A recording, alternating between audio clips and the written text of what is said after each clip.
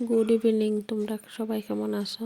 আমি আজকে গেছিলাম একটু বাজারে, তেমন কিছু না, একটু সবজি কলা আনতে গেছিলাম আর পান আনতে গেছিলাম। তো বিদিশার চক্কর দিতে হঠাৎ করে মনে হলো যে এই পিঠাগুলা খাইতে খুব স্বাদ লাগে, তো ঘরে একটু নিয়ে যাই।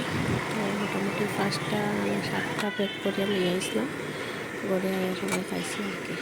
তো এইটা সবাই জানো, এই পিঠাটা তোমরা কীরকম লাগে, কে কে বানানোর প্রসেসটা জানো, কি চাল দিয়া বানায়, কি গুঁড়ি দিয়া বানায়? তা সম্ভবত গুঁড়ি দিয়েই বানায়, মানে কিতা দিয়া বানায় আর কি, জিনিসটা বুঝতাম পারি না। তো দাঁড়াইয়া একটু দেখলাম কেমনে বানায়।